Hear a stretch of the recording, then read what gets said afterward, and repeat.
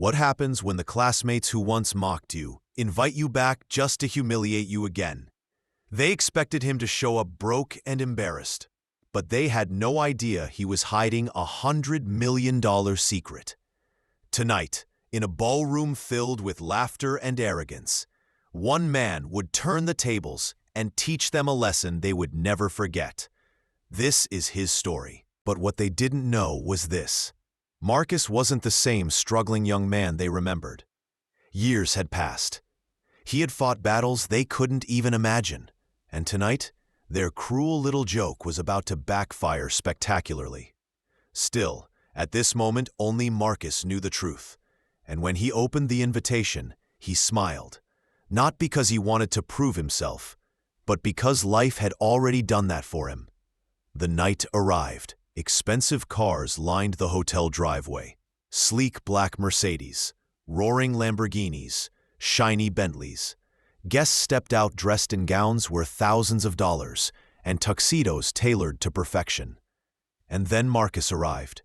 He stepped out of a modest sedan, not a flashy sports car. His outfit? A simple gray t-shirt and jeans. To him, comfort mattered more than luxury. But to the crowd inside, it was shocking. As he entered, heads turned, whispers spread like wildfire. Is that really him? Still looks broke. Couldn't even bother to dress up. Laughter bubbled in the corners of the room. A man in a bow tie muttered loudly, "Guess some people never change." But Marcus walked with quiet strength. Every step reminded him of the nights he had walked home from double shifts, holding his little daughter's hand. Every whisper reminded him of the voices that once told him he'd never make it.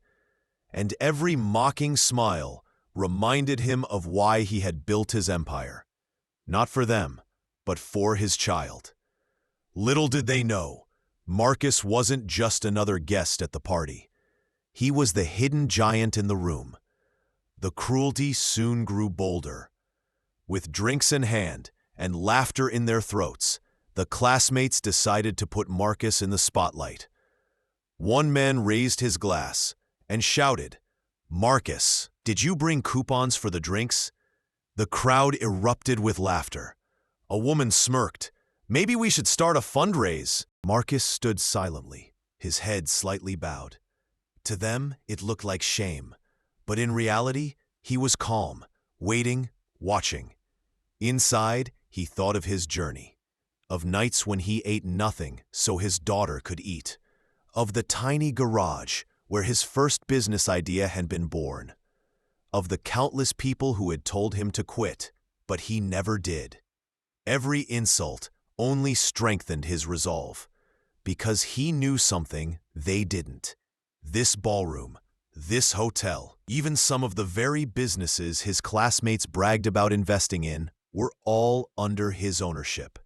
The mockery continued, but Marcus didn't flinch. Instead, he let them dig their own graves with their arrogance. Finally, the former class president raised his glass.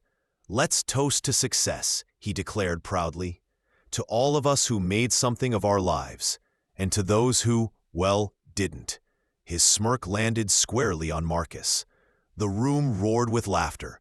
Cameras clicked, capturing the humiliation. But then Marcus lifted his head. His voice was calm but firm. "You're right," he said. "It is amazing to see how far some of us have come. But maybe it's time you learned how far I've come too." The room quieted. Curious eyes turned toward him.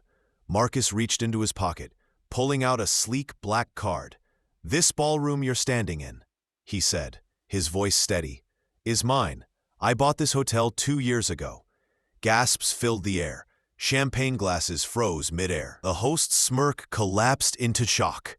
Marcus continued, "And while you mocked me for my clothes, I was building companies, creating jobs, and securing a future for my daughter. Tonight you laughed at me, but the truth is, I don't need your approval.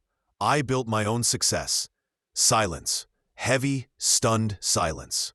The room was no longer filled with laughter. Now it was filled with shame.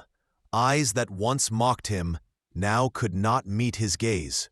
Some lowered their heads, others whispered apologies under their breath. Marcus looked at them, not with anger, but with dignity. He said, "Wealth is not measured only in money. It is measured in character, in resilience, in the ability to rise when everyone expects you to stay down. I was a single father. I was broke, but I never quit. That is why I stand here today.